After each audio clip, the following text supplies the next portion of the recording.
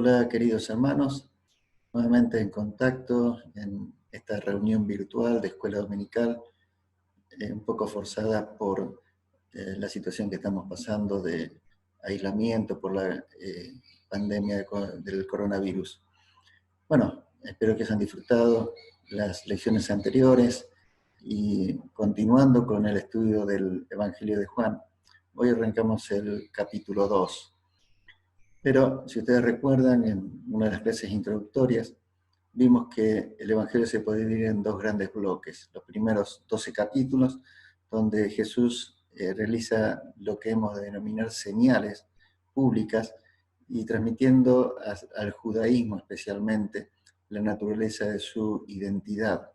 El segundo bloque podemos decir que es el libro de la gloria, que transcurre en prácticamente poco más de una semana, en donde Jesús tiene un contacto íntimo con sus discípulos y transmite gran parte de lo que es su ministerio y la preparación para lo que se podría llamar la hora de la glorificación, es decir, su partida por medio de la cruz. En el capítulo 2 se abre una de estas secciones y dentro de este libro de señales, Juan se concentra tanto en la relación que hay entre festividades como instituciones del judaísmo, utilizándolas como forma interpretativa que ofrecen una idea más clara de la condición humana de Jesucristo. A lo largo de este bloque vemos que Jesús se hace presente en importantes acontecimientos del judaísmo. Lo vemos en una boda, lo vemos en el templo, lo vemos en una conversación con un rabino, lo vemos en conversación con una mujer en un pozo que era histórico para el pueblo judío, como el pozo en Samaria. Y también hay una cierta interrelación con determinadas festividades que tenían los judíos. Por ejemplo, el sábado, la Pascua, la fiesta de los tabernáculos, la fiesta de Yanucá, o de las luminidades, donde se recordaba la reconstrucción del templo. Siempre hay alguna relación que Jesús toma, por ejemplo, cuando es el tiempo de la Pascua, en donde en esa festividad se conmemoraba la milagrosa salida del pueblo de Israel de Egipto y cómo Dios lo había alimentado con el maná. Jesús se presenta diciendo como que Él es el pan de vida. En su conversación con Nicodemo, vemos que Jesús es ahora el maestro que le enseña a un rabino. Y lo que enseña no es mera sabiduría, sino la transformación de la vida. Ahora, en ambos casos Jesús es malinterpretado y vemos en la Pascua, por ejemplo, las multitudes se preguntan cómo es posible comer, entre comillas, a Jesús, mientras que Nicodemo se plantea de cómo puede volver uno a entrar en el vientre de su madre y nacer de nuevo. Son cuestiones que vamos a ver más adelante, pero vamos a concentrarnos en esta mañana en los primeros 12 versículos del capítulo 2, donde se relata la bastante conocida señal de las bodas de Caná. Y dice así la palabra de Dios. Al tercer día se hicieron unas bodas en Caná de Galilea, y estaba allí la madre de Jesús. Y fueron también invitados a las bodas Jesús y sus discípulos. Y faltando el vino, la madre de Jesús le dijo, ¿no tienen vino? Jesús le dijo, ¿qué tienes conmigo, mujer? Aún no ha venido mi hora. Su madre dijo a los que servían, haced todo lo que os dijere. Y estaban allí 6 tinajas de piedra para agua, conforme al rito de la purificación de los judíos, en cada una de las cuales cabían 2 o 3 cántaros. Jesús les dijo, llenad estas tinajas de agua, y las llenaron hasta arriba. Entonces les dijo, sacad ahora y llevadlo al maestresala, y se lo llevaron. Cuando el maestresala probó el agua hecha vino, sin saber él de dónde era, aunque lo sabían los sirvientes que habían sacado el agua, llamó al esposo y le dijo, todo hombre sirve primero el buen vino, y cuando ya han bebido mucho, entonces el inferior, mas tú has reservado el buen vino hasta ahora. Este principio de señales hizo Jesús en Caná de Galilea y manifestó su gloria, y sus discípulos creyeron en él. Después de esto, descendieron a Capernaum, él, su madre, sus hermanos y sus discípulos, y estuvieron allí no muchos días. Nosotros vemos aquí que la historia de Caná, la historia de esta boda en Caná, es mucho más que el relato de una boda en la que faltó vino, y realmente adquiere un tremendo significado simbólico para los judíos y el Mesías. Es un relato en donde se muestra una de las festividades o de las instituciones, mejor dicho, que tenía el judaísmo, que era una boda, que era algo realmente muy importante en lo que era la cultura del judío. Si ustedes recuerdan o tienen más o menos cierta información, las bodas era una festividad que llegaba a durar hasta cerca de una semana, en donde eran invitados prácticamente casi todos los habitantes de la aldea. Y era, si nos ponemos a pensar, cuando el pueblo judío pensaba en el regreso del Mesías o en la comunión con Jehová, siempre, muchas veces, lo hacía como si fuese un banquete, como si fuese una cena, un lugar de alegría, realmente de intimidad plena entre todos ellos. Ahora, más que verlo como una festividad, como algo social, podemos llegar a ver este relato de las bodas de Caná como algo que tiene que ver con la relación entre la sustitución mesiánica por toda la obra de Jesucristo. Vemos aquí cómo el agua se convierte en algo nuevo, en vino nuevo. Y vemos también como que este vino es mejor de lo que antes se había servido. Esta forma de ver las bodas de Caná nos hacen recordar un poco a las palabras de Pablo en 2 Corintios 5:17, donde dice que las cosas viejas pasaron y aquí todas son hechas nuevas. El relato se sucede en Caná, una aldea un poco más al norte de Nazaret, de donde era Jesucristo, y allí fueron invitados por conocimiento o por algún tipo de relación, tanto la familia de Jesús como sus discípulos. Podemos hacernos varias preguntas acá. ¿Qué relación tenía María, la madre de Jesús, con esta boda? ¿Por qué en cierta forma se siente responsable por la falta de vino? ¿Por qué parece también en esa pequeña escenita ver a un Jesús tratar a su madre de una forma un poco cortante, como diríamos en nuestros días? Algunos se han preguntado si esto sirve, si este relato sirve para justificar el uso del vino entre los creyentes, o si está queriendo Jesús, al participar de esta boda, afianzar la institución del matrimonio.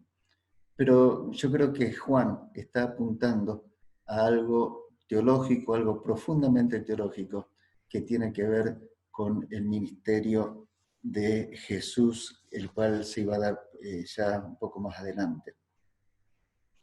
Como dijimos antes, la boda era, en la cultura rural de Palestina, era un acontecimiento importante y llevaba muchos preparativos, había mucha observación en cuanto a todo lo que pasaba alrededor de la boda. Los regalos eran importantes, pero también era importante la provisión que hacía el novio o la familia del novio y de la novia para que todo esté 10 puntos, que no falte nada. Entonces una situación como la falta de vino realmente podía suscitar algo, en cierta forma, vergonzoso para los anfitriones. Realmente la declaración que hace María en el versículo 3 nos da una idea de que tenía ella cierta relevancia en esa fiesta.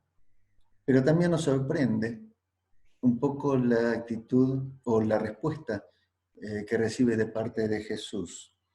Le dice, ¿qué tienes conmigo, mujer? Aún no ha venido mi hora. Parece una forma muy cortante, pero sin embargo esa forma de trato hacia las mujeres era algo realmente bastante común o era culturalmente aceptado en aquella época. Vemos también cómo ese tratamiento, Jesús, lo vemos a Jesús en el episodio que tiene con la mujer samaritana, con la mujer sorprendida en adulterio, con su misma madre en la cruz o con María Magdalena en el sepulcro. No obstante, es poco común que se dirija de este modo a su madre, pero quizás él está queriendo poner o afirmar cuál era su posición en ese momento. Él dice, todavía no ha llegado mi hora. Cuando Jesús habla de lo que es la hora, está hablando de su misión que había tenido, para la cual él había venido a nuestra tierra, consumada finalmente en la muerte y su resurrección. Y la hora también se puede referir a todos los acontecimientos anteriores. En cierta forma, la expresión, ¿qué tiene que ver conmigo todo eso? Es, en cierta forma, poner una diferencia en que ya Jesús no tenía que depender tanto de su madre como realmente lo vemos en la cultura judía, sino que ahora todo lo que venía por delante tenía que ver hacia toda la comunidad, hacia todo el pueblo, hacia todos los hombres. Sin embargo, Jesús indica que va a actuar. Pues lo vemos en el relato en que Jesús entonces manda a sus siervos para que le obedezcan. Ahora, hay un punto importante. Nos dice acá que había 6 tinajas de piedra. Esto tiene algo muy relevante porque las tinajas de piedra era el lugar donde se guardaba para la ceremonia de purificación antes de las comidas en cada lugar. Las tinajas que se hacían de barro se podían contaminar, entonces se usaban las de piedra para que no eran susceptibles de ninguna contaminación. Teniendo en cuenta que se trataba de una fiesta con numerosos invitados, las 6 tinajas realmente contenían una capacidad muy grande de bebida. Cada una de ellas tenía una capacidad para cerca de 75 litros. Entre las 6 tinajas tenemos 450 litros de vino. Es decir, que es algo realmente importante lo que el Señor hizo. Pero más importante es lo que viene después. Cuando manda a los sirvientes a que saquen un poco de agua y se lo hagan probar al maestresala. Allí vemos que el maestresala comprueba que el vino era superior al que se había ofrecido en la primera parte de las bodas, de la fiesta de las bodas. Acá tenemos un significado muy, teológicamente hablando, muy profundo de su significado.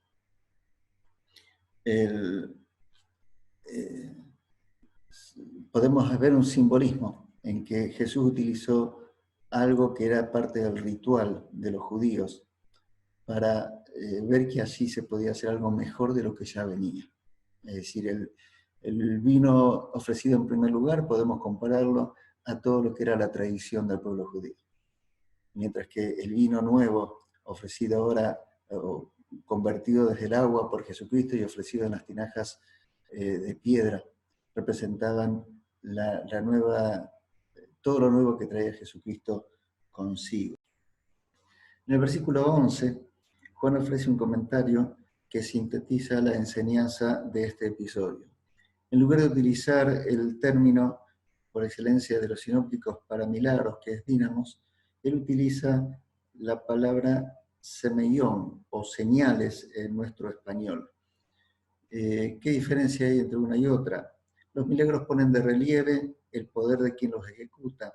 Sin embargo, las señales tienen un carácter revelador y dan a conocer algo de Dios que hasta ahora estaba oculto.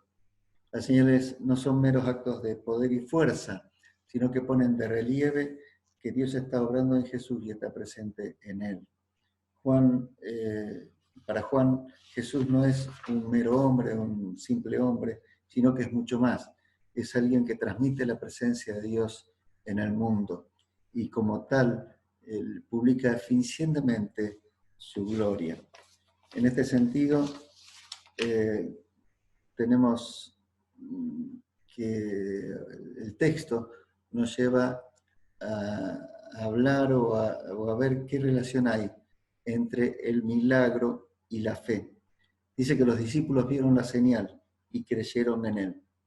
Sin embargo, esto que experimentar lo milagroso puede ser un camino por la fe o para la fe.